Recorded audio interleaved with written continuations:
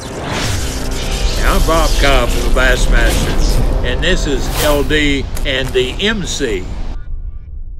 Well, as the amazing Bob Cobb has told you once again, you have arrived at LD and the MC. Number 17, David. Number 17, buddy. Wendell Clark. Do you know who Wendell Clark is? I could play dumb and say yes, but no, I do not know who Wendell Clark is. I'm assuming some amazing Canadian pro athlete. One of the greatest Toronto Maple Leafs ever. I mean, he could electrify the crowd with both his hockey stick and his fists. He was not afraid to drop the gloves, and a hardcore angler, and a guy I've hung out with at some Bass Pro Shops. So number 17, Wendell Clark. Share this or something if you're listening, please. Shout out, Wendell. I'm not a hockey guy because I'm a redneck from Tennessee, but welcome if you're watching. You are now fixing to see the Mom's Basement moment. That's right, and I'll let you kick off this week's Mom's Basement. Yes, moment. I'm so excited about this one. You and I take a little bit of pride when people, they really get in there and they take some digs at you or me, and this week I believe mostly you. For sure me.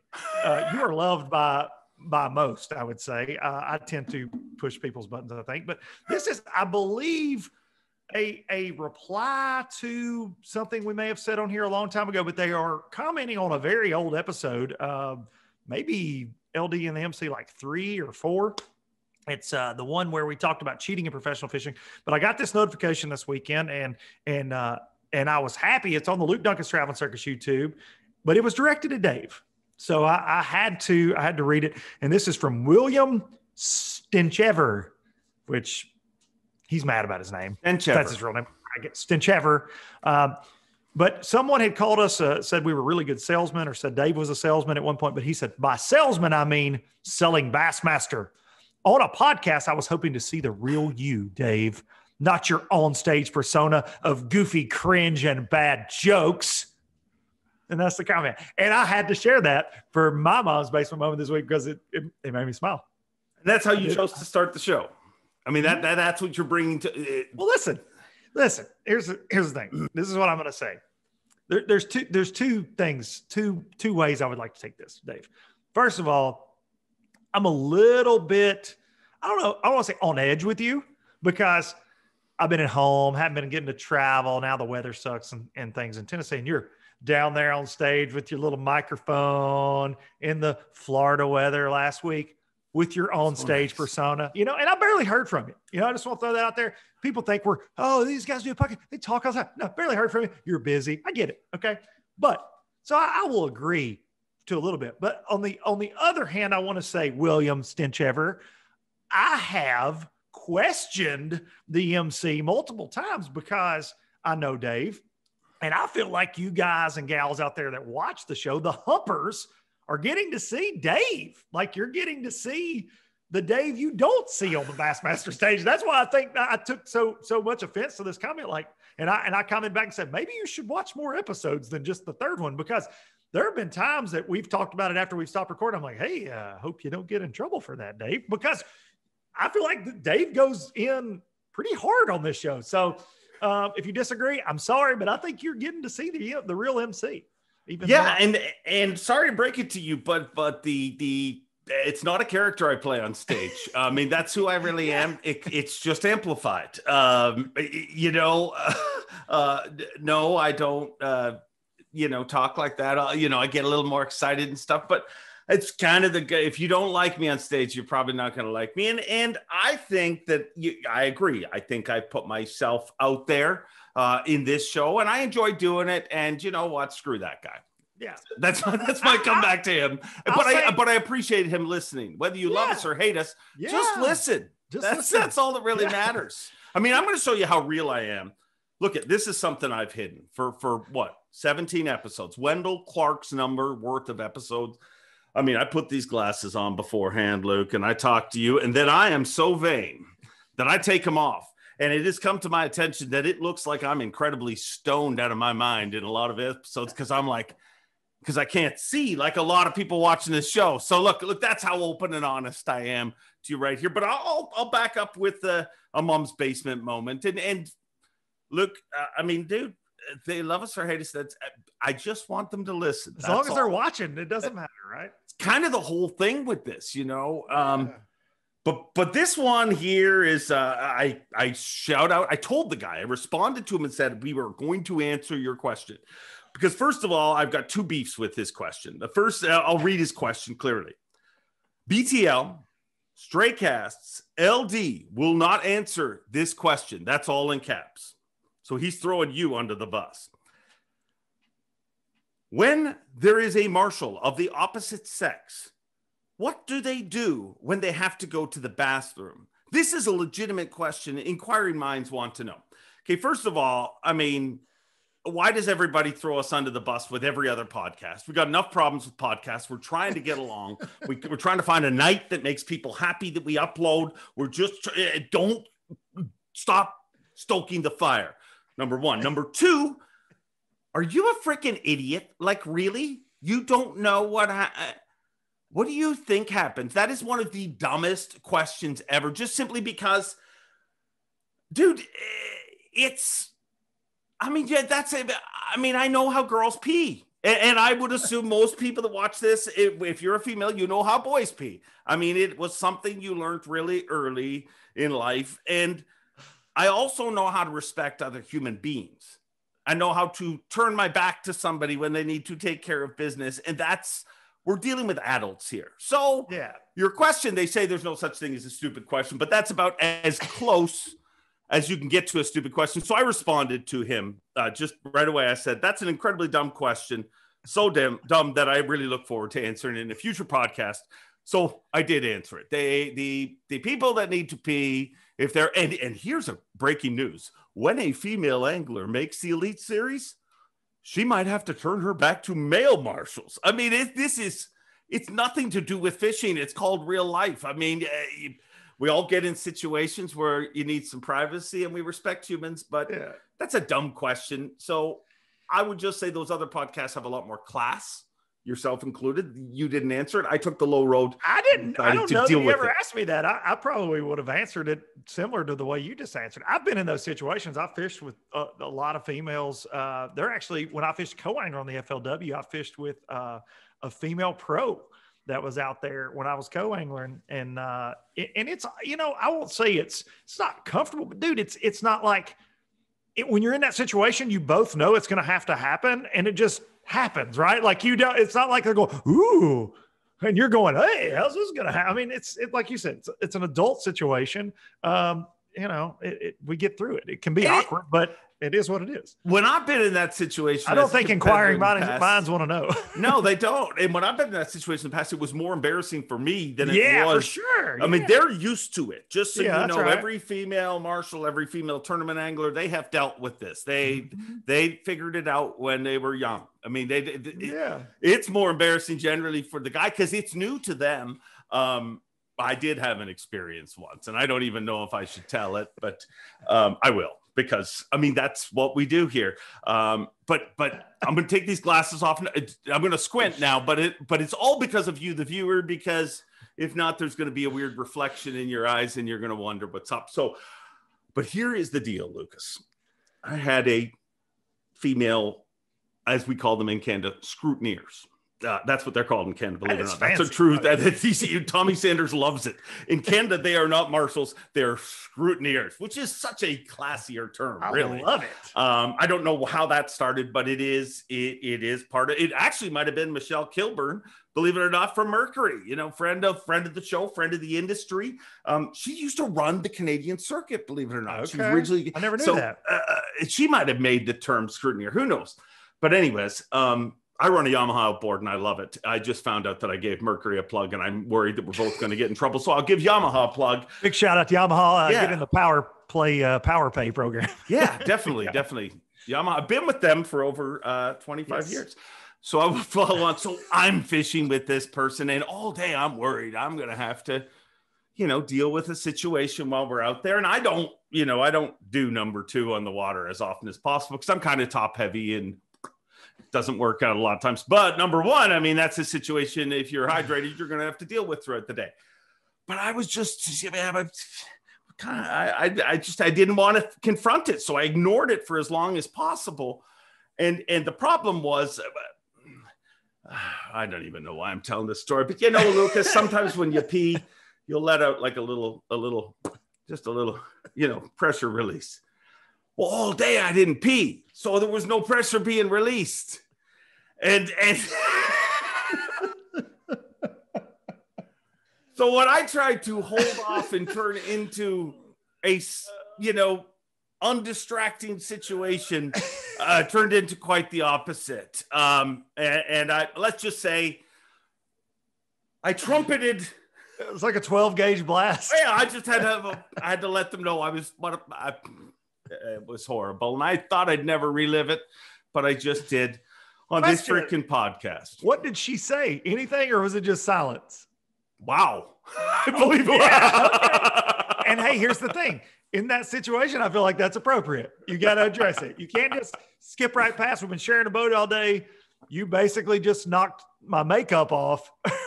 We've got to talk about this. So bad. Got to be addressed, buddy. It's got to so be so bad. Thank you for sharing that. Yeah. Speaking of got to be addressed, look at you. You look all cute. I mean, here's what I love about the South when it gets cold and you deal with snow. I love how you're like a bunch of Barbie dolls using your accessories. I mean, you just got to make sure I got my, as you call them, a stocking cap, I believe, in the South. No, I don't call it a stocking cap. What do you call it? I call it a beanie most of the time. Do you know what we call it? What? A toque. A toque? Yeah, that's what it's called in Canada. That's a toque. For real? Right on. Nice toque. Keep you warm, eh? I bet you have an extensive collection, though, because I'll have like two. So I'm proud when I get to actually rock the toque, as you say. No, man, it's cold here, dude. My phone says feels like 7. So you know what? It's 7 degrees. Feels like 7. I don't care what it says. The temperature actually is feels like 7 in southern Tennessee. Sucks, dude. Sucks. Very cold. And we've had, ice and more ice than snow where I'm at, like 2 inches of just solid ice on the roads. Like it's crazy. My road, you've been here. I live in the sticks and it's impassable right now. They don't have equipment. Yeah, I do. And they're not coming out here to save us. So, but I want to say, if you follow along on Instagram, I know you've been giving me shit over this, but we're using the accessories we have. My kids and I, we don't have sleds, but buddy, we've got inner tubes hooked up behind 4-wheelers and side by sides, and we're making sleds. And we have been having us a time for the last 2 days. So the fun part of it is awesome, but I'm kind of ready to get back to normal reality and actually be able to function because I'm over this crap. Yeah. I mean, you guys are doing everything that we do. Except we just do it for a couple hours and then go in. I explained to my kids the other day, it'd be like it'd be like if the sun never, we have summer. Contrary to popular belief, summer happens in Canada. It's just short-lived. but it's like you said, you have told your kids stories about this in their whole life. This is the first time they've ever really had an extended thing of this. Right. So, strap as many slippery things as possible and slide down the hill. I love it. It's exactly how Canadians would be if it went away. It's cute when you're like, in 2 weeks or in a week, there's going to be no snow. That's right. But when you're trapped here, evidently it had to, you start inventing plows and ways to continue on. But that leads me to a question because when the first ice age started, Luke, I'm sure there was a few days where people are like, it'll get warm. Don't worry. It's coming back. Every 100 or so years we have a thing. And maybe this is it. Maybe we're the first podcast to say we are officially in an ice age. Man, I'm going to tell you right now, seeing some of the pictures from New Orleans, Louisiana, Houston, Texas, Galveston, Texas on the beach. The damn beach is frozen with snow on it. Austin, Texas. 4 million people without power in the state of Texas alone. We are not designed for this crap in the South at all. And like you said, like what I was telling my kids, this is what, to put this in perspective for a fine Canadian gentleman like yourself and any of our northern humpers out there, this is truly, I can count on one hand, guys. I'm 37 years old. One hand. That's why these memories are so important to be made with my kids. Like this week's been awesome. but I can count on one hand the times that I've been completely shut down because of winter. Now we would miss school for different things, you know, here and there, but I'm talking about like my kids will not go back to school for 7 or 8 days because school buses can't run. Like all of our county road, like they're trashed right now. But 5 times in my entire life that I can think of that, maybe 4 is I mean, Tennessee didn't even stop for COVID. Hell no. no, but this absolutely. Sorry, I had to. It was hanging there. We're playing basketball, baseball, concerts. Nobody cares, but ice, hell no. So it is. It's crazy to think about, and we don't have the equipment, man. You don't have the plows. And it is bananas around here right now. I feel like we're living on rations. We haven't been to the grocery store. My kids have ate everything in the damn house in 2 days. Listen, this was dinner last night for us. We had 4 frozen pork chops Marissa found in the deep freeze and some leftover hamburger meat from where we had made spaghetti the night before. She made 3 hamburgers and 4 pork chops, fed the family. I swear, it was so funny. I'm like, we're out of drinks. We're out of, like, the kids are just, you know, that's what you do when you're bored, right? Like you just eat. My kids are like little tornadoes in the snack cabinet, man. It's ridiculous. So I need the sun and I need it now, ladies and gentlemen. And just like that, you explained to all of the South why everybody in the North drinks so much. There you go. That's it. Another thing that goes hand in hand, warms you up a little bit and passes the time. For sure. It does. And I get it. I mean, I make a lot of jokes, obviously, but I will tell you, you know, cold is one of those things that people don't respect enough. You know what I mean? Like it's scary what can happen, you know, when pipes start freezing and stuff. And the way you build a house in Canada is totally different than the way you build a house in Tennessee and totally different than the way you build a house in Florida. I mean, houses are built for the environment they live in. And I mean, if you look in my attic or in my basement, the pipes and everything are all insulated. It's a totally different deal. So I do feel for everybody that is going through stuff, but it's so bizarre to me because there's so many things. Like I literally had a conversation with someone the other day and I had to explain to them, and this sounds shocking to me, that you shouldn't use cruise control in the snow. Are you shocked by that? I just want to hear where you're going with this. No, like to me, as somebody who drives in the snow, that's almost like, I'm trying to think of something to compare it to, but it's just like, that's, well, why would you? I mean, who would use cruise control in the snow? That's not a good idea. But there is a lot of people, like there's silly little things like that if you're doing it, don't do it. But I mean, but it's also like, dude, right before weigh-in, there was tornado warnings, and I was like, oh, what do I do? America, help me. I looked for James Overstreet. He's from Arkansas. You know he can deal with one. He's like, man, this Florida ain't nothing but a freaking water spout, man. Because he's from Arkansas. I mean, if it ain't and they get hammered. So it is amazing. I mean, it's so cold and there's so many people dealing with so many different things. And it's so rare for us to look at it. So for all the Canadians that want to point fingers, it is very different. There's never been a lick of salt on any of your roads or anything like that. No. So it gets slick. And if you've driven through Tennessee, I mean, I can understand why you've been sledding, because there's got to be some good sledding. I mean, we should have been smart and turned this into a PSA. We should have, yes. Should have called like all the Canadians. LD and the MC coming at you to tell you to be safe out there, all you redneck hillbillies on the road. What cracks me up the most? Dude, I'm going to do something. You keep talking. I'm going to try get an expert on the line here. Hold on. Oh, my God. Okay. Yeah, keep talking. So my favorite thing, though, is my social media feeds are just nothing but people posting how cold it is at their house in the South. Shh. Sorry. Oh, wait. Screwed it up again. Hold on. Oh, this is horrible. Keep talking. We try to get high tech. I'm going to stop you in a second. Social feeds are nothing but people showing the screen grabbing the Weather Channel app on their phone to show how cold it is at their house. Okay. I'm calling an expert. Oh, no. Yo. Gussie. I mean, when you need to know stuff about about snow, you call the Great Canadian Snow Leopard, right? You do. Gussie, we're live right now. How are you? Gussie, are you there? Well, that didn't work at all. Work at all, guys. I tried to bring in an expert. I really did. He is definitely an expert in terrible weather. He's the Great Canadian Snow Leopard. That's right. I live in Canada, and I'm like, how is things way up north? Oh, man. That's where he lives. His posts are amazing, man. Evidently, no. I mean, I thought that would have been good, but you talk on.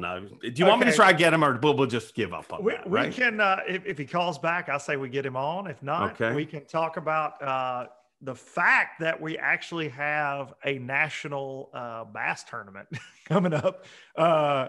Redcrest. Edwin Evers, 3 years later, gets to defend his crown at Redcrest number 2. To be clear, before there's confusion, I thought you were talking about bass, and I celebrated there. Oh. So I'm not that I'm not excited about the Redcrest. The Redcrest, which is, by the way, the comb on a chicken.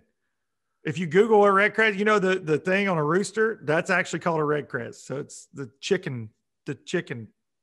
Well, I do know a rooster that lives down there in Gunnersville, Alabama.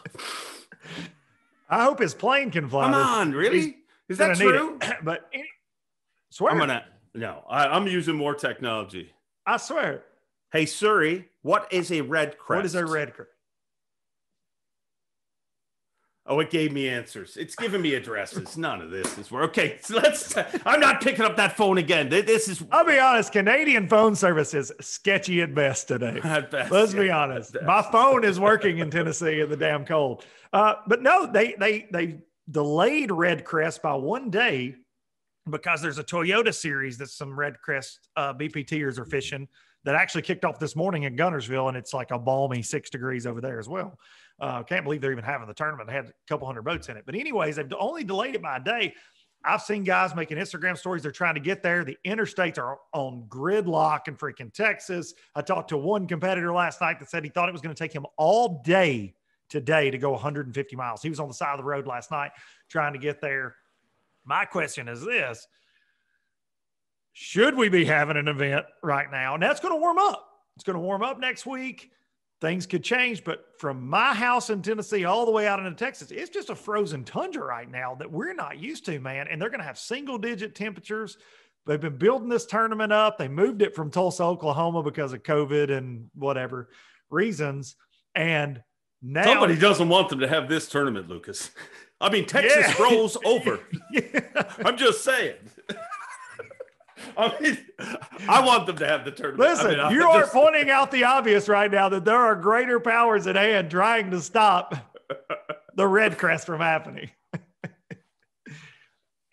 I mean, you're silent. It's not good for a podcast. But I'm. What is the question? Like, should they have it? I don't know. I mean, it's man. scheduled. They How have. are they I know supposed to from know? talking to friends of mine that are fishing it. They have a makeup week. And the thing is, why are we pushing this? From talking to a couple guys, they're like, this could be dangerous for a lot of guys getting there. The fishing, you got to think, after record cold, some of the lakes around there are even frozen in places. Like, it's probably not going to be, the fishing's probably not going to be that good, especially early in the week. Why not have it later? You don't have an expo. You don't have weigh-ins. Yeah. Don't have fans actually coming to any kind of activation thing. So my thing is, why not just have it later? I don't know. I don't understand why the push to risk the anglers. Look, I'm supposed to go in a couple days out to Texas for a trip for a sponsor of mine, 16 hours from home to Choke Canyon, and I'm bailing on it because we're getting more ice and snow now, and it's coming from that direction. And I don't think it's going to be safe for me to drive cross country to Choke Canyon Reservoir in San Antonio, Texas. I'll just be honest. Like, black ice and all that shit scares me. And it's not going to get above freezing out there in San Antonio until like Sunday. Wow. So, and this is Wednesday when we're recording this. So I don't know. Redcrest is supposed to kick off, I think, Saturday for practice. In East Texas, where it's been like in the negatives for actual temps this week. I don't know, Dave. What do you think? My concern, to be honest, isn't as much of the tournament, but it'd be the anglers getting there for the tournament, like you talked about. I mean, to have to traverse through that and have to deal with that, that's into like what I talked about earlier. I mean, the underestimation of cold by it's kind of like water. A lot of times, you'll hear people say people take water for granted, and it's true. For sure. You don't take the full power of water, and cold's the same, man. You if I said your house had a fire, you'd be like, whoa. But when you think of a cold snap, I mean, your house can get equally as destroyed from cold as it can from fire when those pipes start bursting and stuff. So to me, it'd be hard for people to leave home, at this time. And that being said, I mean, I don't want to get in trouble or anything. And I haven't even heard this as a conversation, but if the cold continues, I'd worry about Knoxville. I mean, our next event, you know what I mean? Just because there has to be a let off at some point. And man, people are getting more and more snow. And like you said, it's going to go away, but there's going to be stuff to deal with. And well, that's right. Well, and to put it in perspective, so I'm in the dead center of the state of Tennessee. Knoxville is 4 hours to the east. You guys are supposed to start practice, Monday, I think? Yeah. But most guys would travel on Sunday. Well, here's the thing. We have more ice supposed to get to us on Thursday night, which will get into Knoxville Friday, Saturday-ish, because it's all moving really slow after another round of snow. I saw the radar for those guys, a forecast earlier today. It's going to get up there Saturday, Sunday-ish, You start travel situations could get dicey, but it is supposed to warm up. Yeah, but then you're going to deal with flooding. From snow? Yeah, what happens to snow when it melts? I don't know. It goes in the ground and makes a muddy mess around here. We don't ever get this much snow. Yeah, it's going to make a muddy mess. It's going to make things really muddy and really messy. But all that snow is going to, and it's going to be it's much different than if you look at the amount of snow, this is a much different situation than we ever deal with here because we have a gradual melt. And when you don't have a gradual melt in the spring, it can be crazy. Well, you're going to have if you look at America right now, the entire center with very little of it is in that, whatever it's called, a polar vortex or whatever. Yeah. That's going to melt at once. And it's going to be, it'll be wet. See, that's not even a thought for me. And I'm a Tennessee River rat. And I'm used to floodgates being open this time of year because of rain, but I guess you make a good point. But here's the difference. It's not in my wheelhouse. I'm not thinking, oh my God, we're going to have a bunch of snow runoff to flood the Tennessee River. That's just not something that, and here's the difference. Have that on my bingo card.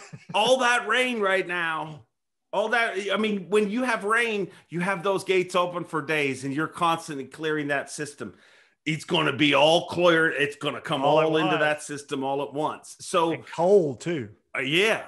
Cold So it's going to be it's definitely going to be interesting. So it'll be interesting to see what happens with the Redcrest and that event. I mean, as far as I know, we're full steam ahead and all is good. I couldn't. I mean, I'm going to get roasted if I answer that it's crazy to have MLF guys driving in it. I mean, there's a chance that if this continues on, it'd be tough for a lot of our guys. It's I thought it was supposed to be better this year.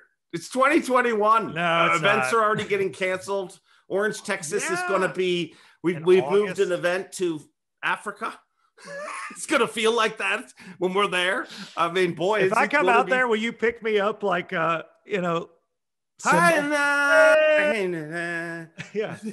Dude, if you I'm going to be so sweaty there. I mean, yeah, I'm not getting close to you down. No. In August, listen, the amount of swampiness. Yes. And Orange, Texas, you get those oil refineries around there, it's going to smell like heaven in August in the 105-degree heat. Yeah, but there's also part of me that's like, I'm just happy to be back working and I'm happy to be, I think it's the whole dream of 2021 being clear and easy. I mean, get over it. It's not going to happen. It's going to be, things are going to move, things are going to change. And this weather is just another kick in the, I mean, the ice age is starting, Lucas. We are bass fishing in an ice age. We truly are. And it felt like an ice age this weekend because it was weird. watching one of my best friends. I mean, I don't know how many. Me and Skeet are really tight. Like outside of fishing, he's a guy who I have a lot of. I mean, we've had some really deep conversation. Like he's one of those dudes that when we talk, we hardly even talk about fishing. Funny enough. So seeing him win an FLW or MLF Big Five event, pro circuit, was weird. It was awesome. I was happy to see him win, but it is weird to see him there. I mean, it's weirdly that was an adjustment for me. Like when I first started seeing guys working over there, it's just because I mean them's my boys. You know what I mean? Yeah.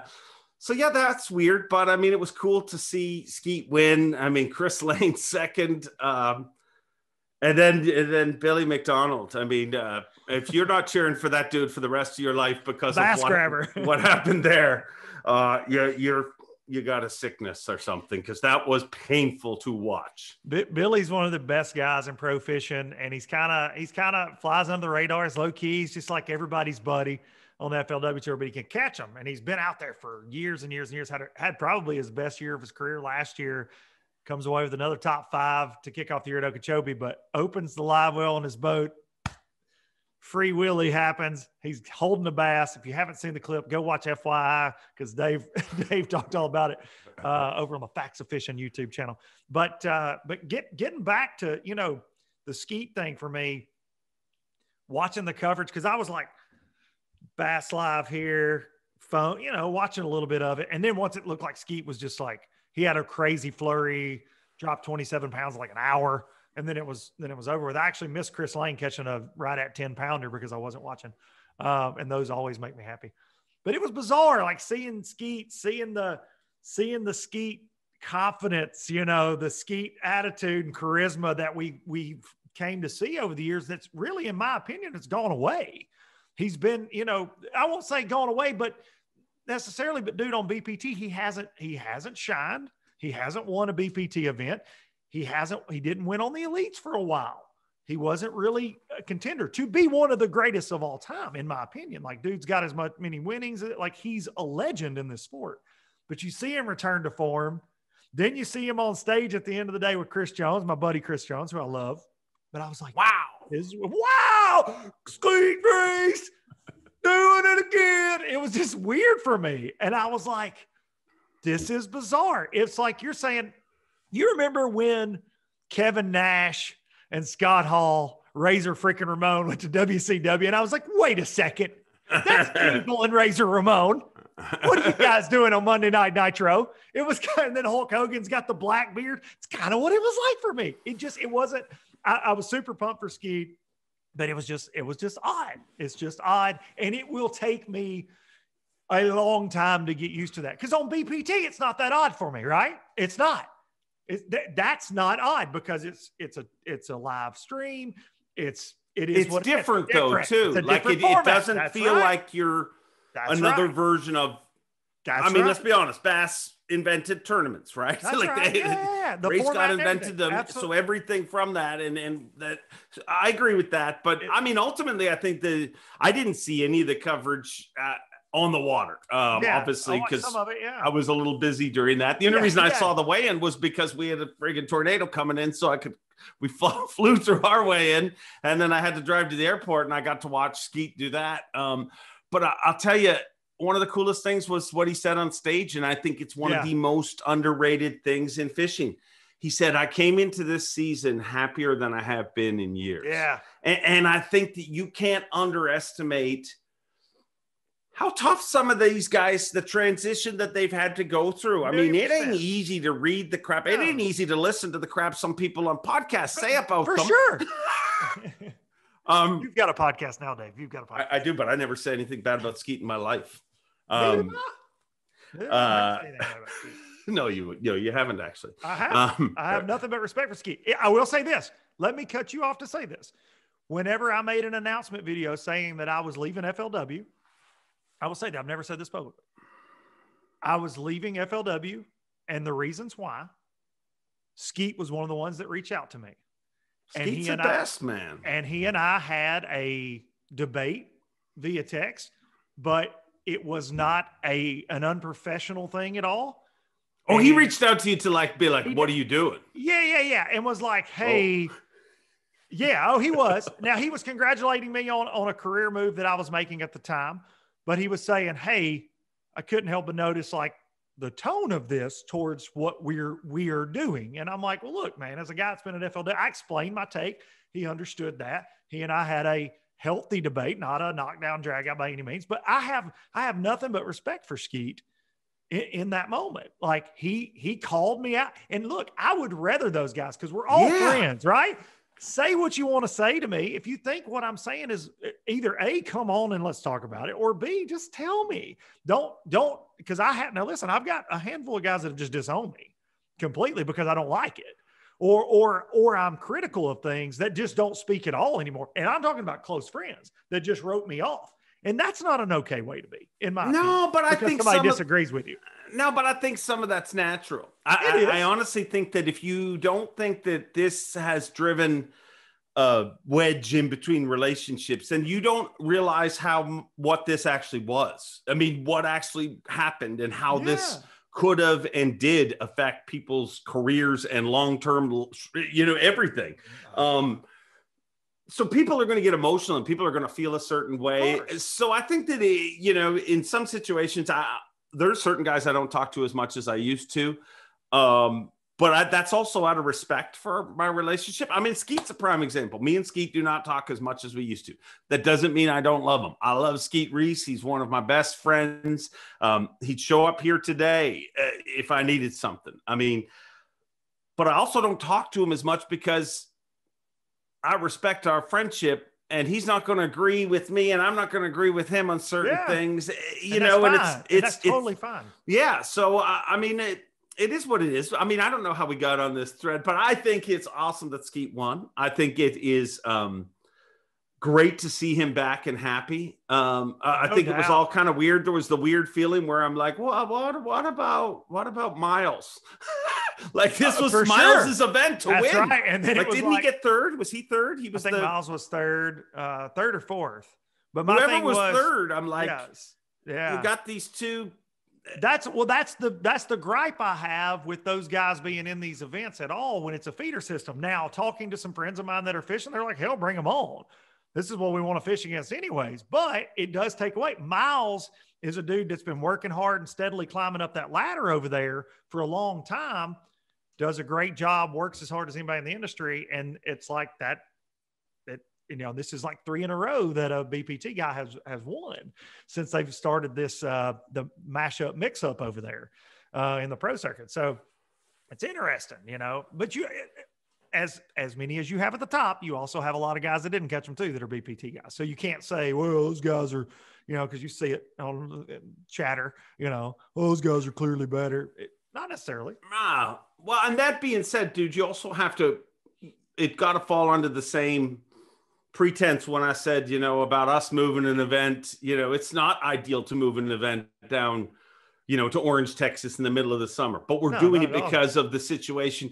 That's also what's happening over there. You know what I mean? Let's be honest. I mean, if MLF was up and running the way it had been up to, with enough events and everything, there was no way. I mean, Skeet Reese, we're talking about a man who who qualified for every single Toyota Texas Bass Classic and did not compete in one, and actually flew there one year, worked in a booth, did not compete in one. I mean, as bizarre as that seems, but because Skeet was very driven at the time he was competing in the elites, and that's what he was focused on. And I think you'll see that again. And, no, I mean, I think it was super cool. And you said Bill McDonald, to bring him back, you said he was one of the best people out there on tour. I'll say he's one of the best humans on earth, because there's no way that can happen. And all that comes out of your mouth is daggummit.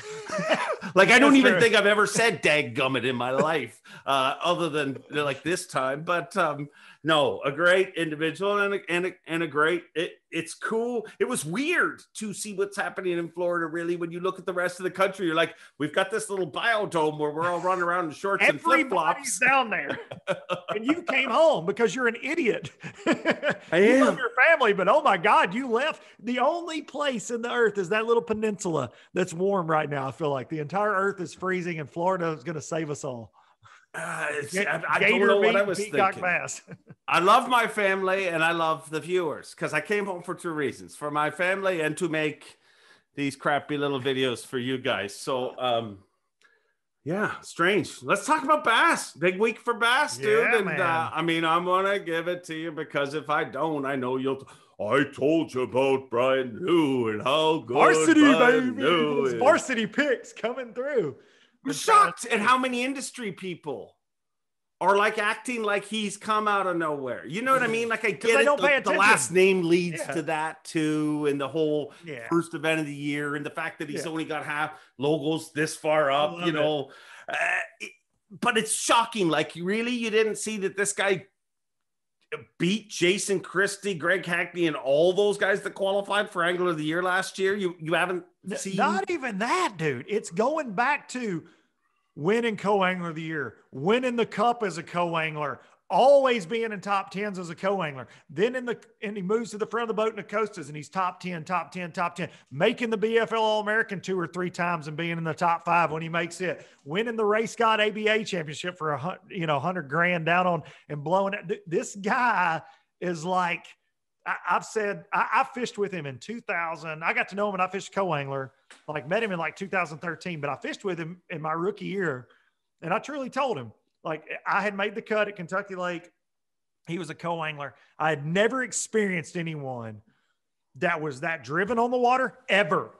Really? Ever. What do you mean by driven? Okay. So just so focused on what he was doing, super respectful, not trying to question. Like he's clearly a great fisherman, traveling with Brian Thrift. You know, the guy's getting an education in everybody's boats and then doing it on his own as well. But he was so dialed in on the rules. In FLW, a co-angler could not cast if your feet weren't on the front deck. That son of a gun would have your fish netted, have a cull buoy in your hand for you, would pay so much attention to, he's a details guy. He would be like, yes, the yellow float that needs to go next. Like dialed all day long on what you had going on and what he had going on so he could make another cast because he was in the running for co-angler. This is like the 5th term of the year. He goes on to win it that year. But just so driven, so focused, dude, was ready to change on a dime no matter what scenario you put him in. We fished offshore. We fished shallow. An amazing shallow water and casting. Dude, was just outcasting me 10-1. And I said, dude, you need to be up here because he had already won the cup. And he goes, no, man, you know, timing's just not right for me. You know, it's not. And he's just always been that guy. And I'm so proud of that dude because I've known him for so long, but seeing him finally get his chance on that stage. Yeah. On that stage, he turned down FLW invites. He's like, hey, man, it's a lot of money. I don't have sponsors. I'm not going to do it. I'm not going to do it. And I would say, but you can do it. He's like, I know I can, but it just doesn't make sense for me now. And to win AOI in the opens and then come in and win, dude, I was glued to it all weekend. When it started looking like that last day he had, I'm like, my dad's calling. He's like, New's going to do that. I'm like, I know. I was so pumped for him, but such a good dude. And this will not be the last time you hear from him, gang. It's not going to be. He's going to make a lot of noise all year. I'll promise. Oh, I'll tell you a couple of things that right away. And when you were talking about some of the stuff that you've seen him do in the water, I mean, I'm like, yep. Like those are boxes that things I saw this week. I talked a little bit about it on live, but his dock presence is really impressive. And what I mean by that is week 1 of the elites. That's when you see how, you know, deer in the headlights people are. You know what I mean? And if you're a deer in the headlights in the elite series, it's exactly like being a deer in the headlights on the highway. You get freaking run over. But I had 3 guys walk past me in a row on the dock on Sunday morning. Just ironically, you know, I was just standing there and one of them was Hank Cherry, you know what I mean? A reigning classic champion. You would assume you see no nerves there. The other one was Patrick Walters. You know what I mean? There's no nerves there. And the other one was Brian New. They were just in a row. And I remember thinking at the time, I'm like, he's no different. He is not, there's not one hitch in his step. He's as comfortable as everybody on this dock. He believes he belongs here. He's not happy with, you know what I mean? His attitude, like generally your first cut, most people are like, I'm just, man, happy to be here on a 10, Sunday. Yeah. He's so far past that. And then the other thing you said about his preparation, dude, you look at his boat. I mean, one of the most talked about things is how many rods he had out, and that's always, yeah. Every single one of them is perfectly lined up, dude. Like I don't keep my rods organized properly when I'm shooting a show, and it's got every reason to keep them nice when you're shooting a show because it looks better and all that. And I'm a mess because I'm excited because I caught a bass. This guy is very dialed in, and. Dude, what happened on the stage on Sunday, in my opinion, I mean, my only regret is that we were in the middle of a tornado watch. I mean, one hit 6 miles from us, and we had to rush through it, and the weather was bad, so I don't know how good the stream was and that sort of thing. But, man, that's, you know, that slogan, big bass, big stage, big dreams, that's it, dude. What happened on that stage, that – you watch somebody like live their lifelong dream, and to see his family, and then the coolest moment that nobody probably even freaking noticed happened when his wife walked on the stage. Dude, how bad does he want to win the league? You know that. I mean, all of us, dude. Like you get that trophy, man. You see people hug him. You know, you saw Skeet Reese hugging the FL. Yeah, I mean, just because moments, it's not what you accomplished, it's what you overcome that is so emotional. So this is a dude who has got a trophy in it, and I don't even know if you noticed it watching the weigh-in, but I'm looking at him. He's holding the trophy, and I'm yelling some ridiculous crap, and he's holding it up, and I'm looking, and dude, he's not. He's looking the whole time. Like he's not. Most people are, boom, this is my hero shot. I'm going to be in the cover of a magazine, right? And his wife walks out from backstage, and his daughter, and dude, he's still up there holding, and I'm like, Brian, look behind you. And he turns, dude. He freaking dropped didn't drop it on the ground, but he put that trophy down and ran to her. And I was like, man, that is the dude that I want to cheer for. That's the dude who has, you know what I mean? And when you saw them, that's real, man. That's it. And they got married during the open season. And with all the reschedules, they got married and then went on a 4-week, she went with him for their honeymoon, a 4-week tournament road trip. So you talk about a ride or die. He told the story on LBL. It was great, but they went to like 2 opens, a Toyota, and then an open, like all 4 weeks in a row. And then she went back home. So she knows she's lived it. But I mean, hats off to him, man. I was so excited. And to look, and this is what he and I talked about this week. Look at that top 10 too, though. You had Hackney back. You had Patrick Walters, who's just apparently just always going to be a dominant force now from now on. And we knew that. That was another one that everybody, if you've been paying attention, like I said, like you're saying, the industry kind of surprised by Brian. It was like that with Patrick a little bit too, I feel like. And if you'd been watching that kid, and I'm just a junkie that keeps up with too much probably in the sport, but you've been watching him in college and BFLs and all this stuff like coming up, you're like, yeah, he's going to crush them. And he did. Just like a guy like Justin Atkins made his first cut. He's going to catch him. You had a lot of rookies, KJ Queen, Josh Strassner, Josh Hamner. You had a lot of rookies. And look how many of them, look how many of them made that top 50 and how many didn't. Like, that's right. You know what I mean? There's a lot of those returning guys that were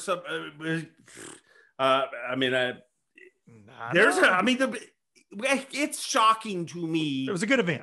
It was a great event, but it's shocking to me that some of those rookies didn't get enough respect from the media coming into it, I guess. You know what I mean? Like, I will say that in some ways it felt like we got lazy media-wise. Like, I mean, as far as covering the incoming guys, there were stories about Brian, and there were stories about stuff, but I read way too many stories about Greg Hackney returning and Jason Christie returning. Right. And dude, I love those guys. And those are the big stories. That's the easy one. That's great to have them back. But man, there is incredible stories on the Elite Series, and that's, to me, that's what I love about my job. I mean, I love that. But dude, I mean, the most shocking thing in the world is that Hackney didn't win it, really. Like, if you look at... because man. And you were one of the texts. I got texts from people on Saturday at like 11 o'clock, whatever time Saturday. it was. Yep. Which, again, how good was that timing? No, I mean, what people aren't stopping to think about is Greg Hackney went on his run in the exact 3-hour period that we premiered on FS1. You know what I mean? So like, if he does that in the afternoon, in the morning sleepy, it's a whole different thing. But I was shocked that he didn't get him on Sunday. Like when you saw Saturday, you're like, there's no way he's not going to get him. You just see him getting more and more dialed as we go along. You can just see him getting like, it's just freak show stuff, like typical Hackney. He's playing to the camera. He's showing you what he's doing. He's so freaking dialed in on the pattern. I'm like, dude, seen this look before. Here we go. First one back. And then New, but it was also with New that afternoon though, dude. It was like, okay, he's starting. He just needs some big bites. And Zona said it best, whoever catches the biggest bag on the final day, and New just knocked their lights out, man. But I was surprised Hackney didn't do better. But dude, that water on Sunday, I just want to point this out. I've never seen water that slick as glass. He kept talking about it. It was like, stop. So I'm sure you saw Greg with a spinning rod. Like, like that's one of 3 times we've ever seen that. And in Florida around Cypress Tree. So it definitely changed his bite. But when I text you Saturday, I text Zona too. I'm like, no way these guys are going to beat him. Like he's just dialed. I actually said, you think Gary Klaus will fire him over this? because Gary had a dominant first 2 days and his area just dried up on him. He had a really special spot. Super cool for him. Top 10 in his 100th Bassmaster Elite or 100 Bassmaster tournament. So cool. But yeah, dude, I thought Hackney would just be a shoe in, and Brian said, no. Yeah. No. Get out of here, Godzilla. There was a bunch of those that happened on Sunday, though, like Patrick Walters to have all of Rodman to himself. You know what I mean? Like so much weight had come from Rodman. And then on Sunday, like you imagine that feeling when you're Patrick Walters and those doors, like he knew when the doors closed, obviously, but that feeling idling out, knowing it's me in these locks and media boats. That's it. Yeah. This lake is mine. Like he must have. But for all day, because you're right. I mean, that flow of that river, like I don't even know exactly what happened, but it like every morning at takeoff, you would look in the water and you'd just be, there was so much pollen in the water, and it's just like you're watching it flow past, and it just stopped. Like that day, that last day, history just stopped, and it was a really cool tournament, a really odd tournament, obviously with the way it ended with the tornado watch. But man, I said it on stage, and I honestly believe it. That's the most normal place, like outside of being home with your family. Like you get back there and you kind of feel like, we're back to normal. Like there's no, the weigh-in's a little weird with the person on the other side of the stage and all that. But you're back doing tournaments. Are you used to that now, though? Are you? Because I feel like now it's not like when you first did it, when they first went to that, I was like, I hate that we have to do it this way. But I mean, I don't hate it. Like I think it's good. I don't used to it. Yeah, I don't dislike it as far as the show. Like I actually kind of, if we first started doing it, I kind of like the way that you move around the stage. You know what I mean? Yeah. It's not just one locked off shot. I hate it for some of the anglers. You know what I mean? Like you need, some anglers need the bite closer to their face. Some anglers need you to follow them as they move their head around. So I hate that, like at times we can't hear them, and I know some of them are uncomfortable, but best case, it's one of those deals where, making the best out of the situation we're in, so I think it's slowly getting better, but I mean, I had a lot more fun when we were just able to, there's a lot more interaction when you're able to go back and forth, and we're right beside each other. And but I'm just happy to be back working. And no, it was strange, man. It was Christy was strange this weekend too. Like I mean, he was legitimately number one. I shot an Avco commercial with him the day before in Swindle, the day before the season started, which was cool.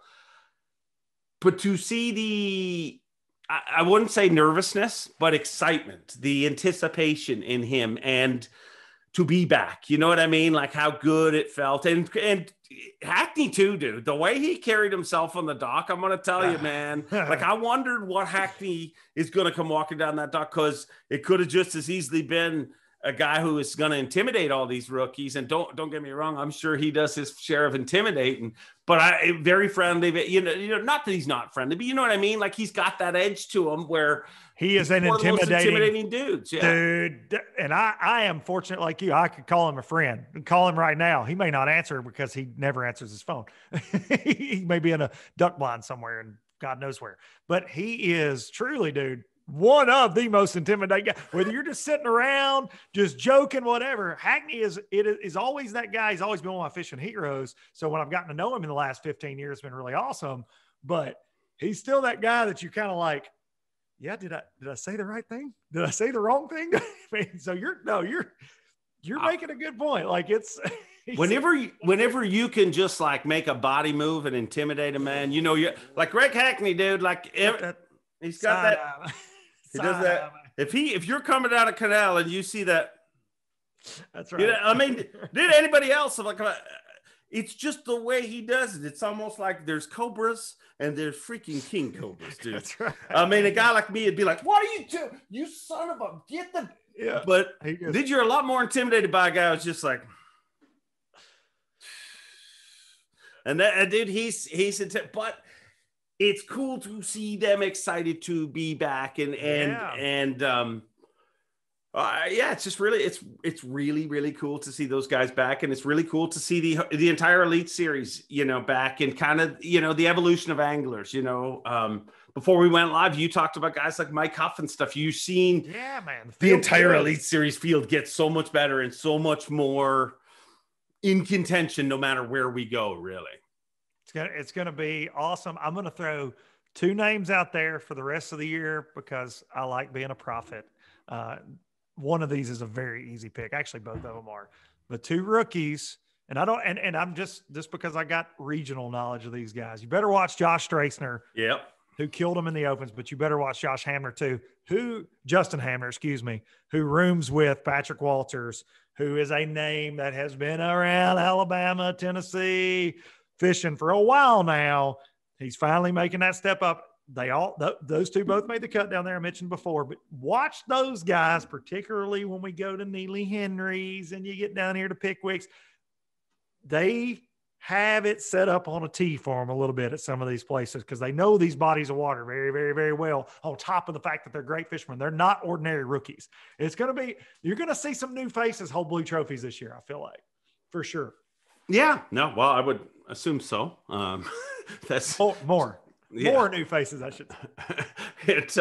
They're all new faces. It'll be interesting. I mean, I'm very interested to see Christy because Christy was not happy after a pissed off Christy is trouble. Yeah. That dude, there's an aura around Christy. I mean, Swindle makes the Indian jokes, and you know what I mean. Chief catch him a lot, but dude, he's just a good dude. I mean, the Elite Series. And here's one of the coolest things, dude.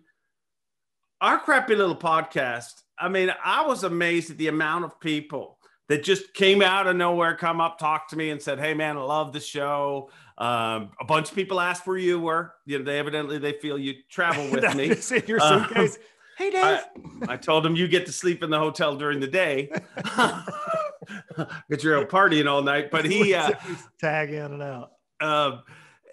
So many great people. But the cool thing was it was all ages of people too. Like there was young people. There was a lot of anglers. Gave it. You know, I told them I'd give them a shout out, and I had to ask the gentleman his name because I kept forgetting it, but it was Jay and Millie, an elderly couple, retired couple came down, Jay and Millie, and a bunch of people. It was a retired, Army guy that was raising his grand. It was shocking to me to think that the crap that they brought up, it was really cool. So thank you all for listening. It was a great kickoff to the season, but outside of all that, this is a very important week in history. Lucas, are you aware of what this is? I believe so, but I want you just to intro it because you can do it like no other MC. 25 years ago this week, one of the greatest cinematic releases happened, the one Happy Gilmore. I've watched it hundreds of times. Maybe the only movie I've watched more than it is possibly Roadhouse, but I feel that Happy Gilmore is definitely my number one.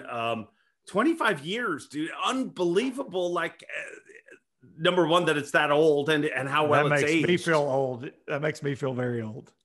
Very old. Because I remember being a pretty young man when that came out. I'm like, oh, that wasn't 25. Oh, it was. Okay. Yeah, it's 25 years ago. Now my kids are discovering it though, dude. My kids are at that age I was at when it came out, like my older boys, and they're like all in to Happy. You know, you go to Top Golf and they're trying to do the Happy Gilmore hitting golf balls and stuff. So it's fun sharing that as we go along. But Adam Sandler made a killer social post yesterday celebrating 25 years, and he crushed a golf ball, Happy Gilmore style. Shooter McGavin, the actor, and what's his name that plays Shooter? I should have done my research. Shooter, I don't know. I don't know if anyone knows. His Twitter is actually Shooter McGavin. This is Shooter's tour. Yeah, he had a rebuttal video to it. It was fantastic, man. But if you can't watch that and enjoy it, I'm going to put you on the spot though, Dave. And this is a toughie because as goofy comedy, influence guys that we are, we love to laugh. Picking a line, things are quotable, right? You call people Shooter McGavin. You use Happy Gilmore quotes a lot. I've picked up on that from being a fan of the Bassmaster Elite Series stage when you're on there. But I'm going to put you on the spot. I need one line, the most iconic line. I need the MC's favorite Happy Gilmore line. Whoa, yeah, it's a toughie. I mean, I gotta. It's too many. You are right. I use Happy Gilmore a lot, and I didn't know how much. To be honest, none of that is intentional. Now I'm aware of it, but it was Eric Lopez who runs all the events, and he's like, "You give a lot of Happy Gilmore shout outs during the way," and I'm like I knew I did throw the Happy Gilmore check in the Pinto, like I knew I'd do stuff like that, but I didn't realize. But I'd say my favorite line, and probably a line that I use quite often, is Happy learned how to putt. But there's so many, you know what I mean? This is Shooter's tour. Prime to make the big bucks. I mean, there's so many, like Chubbs Peterson. I mean, Chubbs was one of the most iconic. Like, what was his deal? Like, he was lost on. Like, I don't know which fingers he lost. Glue. I think there's never been a movie from start to finish that makes me laugh any harder, man. Still to this day. I don't know. I put you on the spot with that, and I've been racking my brain as you've been talking, trying to think what my favorite line would be, and I don't. The price is wrong, bitch. That's got to be it. Other than I love the scene at the bar when Shooter does the 9th green at 9 trick on him, and he comes in all sopping wet, and he's like, you better stay away. You're going to pay. And I love when Happy's like, or maybe I could make things out of clay down by the bay. I just may. What do you say? Like, I think that's fantastic. Yeah. Or when he's leaving, he says, I hear the asteroids machine calling my name from the game room. Like, you eat pieces of shit for breakfast? That one. There's so many. Comment below. Let us know. Yeah, let us know your favorite. We have to pay homage, as they say, to our favorite. That's got to be, I think it's in my top 3 comedies ever. Happy Gilmore. Definitely. Yeah, I know. It's a timeless classic, and if you don't like it, I don't like you, to be honest. I mean, really, to be honest, if you think that's immature, you're probably going to think I'm immature. And you're not going to like this show if you don't like Happy Gilmore. There's a pretty solid chance of that. Can I do one thing real quick? Where are you on Billy Madison? Can I say? I don't mind Billy Madison. I thought Billy Madison was great. Billy Madison actually was shot right down the road from my house. Really? Like, that freaking Parkwood Estates. This is true. That the pool and everything that they drive the jet ski. That's Parkwood Estates in Oshawa. No way. That is the house. Believe it or not, that's the house that I should know this. Something Sinclair is his name, but he was one of the founders of General Motors, lived in that house. Maybe Simcoe. It's on Simcoe Street. So I'm going to say maybe Simcoe is his name. I'm putting it all together. But he lived in that house, and now it's like a museum that they, take tours through and stuff. But they rented that entire house, and they do it for a lot of movies. But yeah, that was shot, and that's one of the greatest. I mean, yeah, it's fantastic. They were right there in that same time frame. That's another one my kids have discovered lately, and I'm just like, oh my! And I think it's got more one-liners maybe than even Happy Gilmore. Oh, I mean, it's tough to beat that one, but I had to gauge how good of friends that we are right there. Based on, I was judging you very hard if you went away from Billy Madison. Oh, I stay right there. Some people don't like Billy Madison. Some people don't like who. Him. I know people that don't. They like Happy way more. My dad's one of those people. Marty D calling you out. He loves Happy, dude. He's watched it as many times as I have, but he doesn't like. He's like, oh, it's too stupid. He doesn't like. It's silly, right? The wrestling principle. I like it. That's Lippy when she puts the glue over her eyes. When the kids are out playing. It ain't hard to figure out where I'm at, dude. I mean, Adam Sandler, that humor. I'm all about Chris Farley and anything he ever did. And before him, it was John Candy. You know what I mean? Right. Like Planes, Trains, and Automobiles is one of the greatest movies ever. Immature humor is right up my alley, and it's my battle in life to try and bottle all that down. But I've learned just hang out with people who are mature, and you'll get along better. And we hope most of you humpers out there watching this are just as immature as us. That way you keep showing up week after week. We appreciate each and every one of you. I want to say thank you to the folks that came up to Dave, and I'd like to throw a little teaser out there. Not sure that this will happen. Weather permitting, we'll see what's going to happen, but I could show up in Knoxville, Tennessee. What? It is not far away. And if I'm there... Don't be showing up with those NPFL hats and crap like that. This is a Bassmaster event. I'll be there handing out NPFL swag because we're 3 weeks away, buddy. 3 weeks away. Oh, I would like to add our buddy. I'm going to start a podcast that hammers you every Monday. I'm going to start a podcast called... Nothing would be better than that. NBL. It's called My Life. Not Low Life, not nothing. It's My Life. Let me tell you what NPFL screwed up this weekend. It would be amazing. It would be amazing. I'd probably get fired over it because it'd be like, your buddy Mercer, you worked this up on the show. You guys actually planned this. It's a shtick. Before I was shutting her down, Dave, but I got to say real fast, our buddy Rob, Lunkers TV, Rob Turkla announced NPFL, buddy. This week, a little subtle. So you're turning our podcast into, see, now who's the sales? Who's selling now? Who's selling now, my friends? I'm just saying that if you want to see Rob Turkla, he's fishing NPFL. Coverage, he announced, it was like this subtle, and I heard rumblings, right, through the ranks that it could happen. And then he makes this just a little post. Why?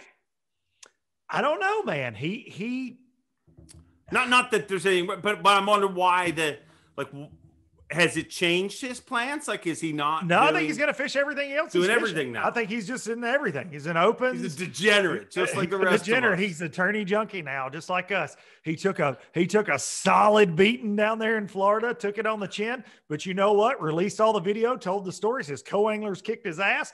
There's no shame in his game, man. Like you throw yourself out there like he does. You got to get ready for criticisms and blah, blah, blah. We've talked about that, but yeah, man, he slid it kind of under the radar. I haven't actually talked to him about it much, and throws a post up there going in PFL. So I think he likes the fact that there could be live streaming coverage. You know, if he catches them and he gets to be there, I'll be fighting all the Googans off in the live chat. Should be great. Yeah. This is the guy that talked bad about him.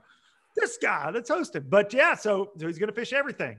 That's so bizarre still to this day that people still, like, we had him on here and people still to this day are like, you're hating on Rob. I mean, yeah, we weren't at all. We wouldn't have had him on. I could have easily said, what a joke that he's, you know what I mean? You could have taken that a million ways. Like, a lot of people wrote him off. We had him on to talk about it. Like, wow. Trophies are important. Trophies are very important, and he is chasing those trophies. He wants those trophies. And you told me, no, you don't need to. No. You said the word trophy, and you shouldn't have. So, in the pre-podcast that we do, I've been playing injured here. My Canadian friend. Oh. I wish this could have happened while we were recording, guys, and not to wish any ill will or harm to Dave, but just show the camera, and then I'll tell the story. Please show the camera. Well, show the result first. I don't know if you can even see it. Can you see it? You can see it. All right, so there's that, and I'm going to tell you right here, this crap destroyed my career. Chasing trophies, you see these golden mooses. I used to have a bunch of them that were up above there, and they came off crumbling down, and this bad boy cooked me in the skull and a few other spots, and I ended up with broken moose parts everywhere. But really, this is an emphasis of what has destroyed me, because 10 years ago, I was on freaking YouTube doing FYI and you know, or 11, 12, whatever it was. I joined YouTube 2 years after it started. I went back and checked. And we've all learned that early adapters did very successfully. Well, somewhere along the line, 2 years into, you know, in 2010, Bass hires me. I kind of lay off YouTube, start focusing more on TV and chasing these stupid awards. What was that we're award begging for? Followers. We're begging for what? What was that particular award for? This is a golden moose, the outdoor channel. This one's for what was the category? Best freshwater show. Well, congratulations. Best freshwater show. And what year is that? 2018 or 2019? That's 2019. Do you think that they do a golden moose for amazing podcasts? No. Okay. Damn. I guess need they some do. hardware in here. I've got some great behind me. You can see people sending amazing things, but I don't have any earned golden mooses that are also dangerous. Dangerous. How freaking ironic is it that the Canadian that's giving Southern shit over the cold gets hit in the head with a freaking... I know. It's how it works out. That's life. That was right after you sent that smart ass Instagram post about staying in and drinking. That was advice. That wasn't smart ass. See, that's the problem. Why does everybody take things negative? Like a lot of people chimed in. All it said was, "It's snow. It happens. You know, do the responsible thing and stay indoors and drink. We'll all be safer that way." And it's true. I mean, as a Canadian, stay indoors and drink during these times. It'll get you past it. But yeah, it did hit me in the freaking head. And it really hurt. I got cuts down the under. It's horrible, really. But hey, I've got so many golden mooses, they fall. I just felt like that was a way to get your golden mooses on the podcast, and I'm here for it. My partner is a golden moose recipient. Zona keeps them back there during Bass Live. He does. Right over his shoulder. I wonder. I hide them up top, but that makes them dangerous. My wife had them back here, but before we shot, and I'm like, I don't want to have them there. I wanted to, but it was a bad mistake. Zona's got the boys in there shining his up for Bass Live. There's no doubt. Z-Train. Yeah. Well, golden mooses. I actually have 3 friends in my life. You, Carter Andrews, and Mark Zona, that all have golden mooses. And I feel like I'm obviously never going to get one. It just goes to show you everybody gets golden mooses. Nobody gets them anymore. They don't even have that anymore. That contest kind of went away. Let's do our own contest, Dave. Right now, yeah. let's make a thing. This year, we're going to have a LD and the MC award show where we're going to give out awards to people for different things. We're doing it. We are doing it. We are going to have an industry awards show. Copywriting it right here. None of you other podcasts steal our freaking idea. We're giving away. They will, but we're giving away LD MCs. It's going to be like the Grammys, the Oscars, and the Moose Awards all combined. Right here, it's happening. We'll give you a date soon. We need to do this live. We need to do it when we can with COVID. I mean, I'm just trying to think of a statue. Some kind of a redneck and a hoser together, like a hockey stick, a guy, like a hockey trophy on one side with the little hockey guy, like Happy said. But what represents the redneck? Knock this guy and put a hockey guy on top. Knock this goofy golf guy and put a hockey guy on top. I don't know, like a Jack Daniels bottle or something.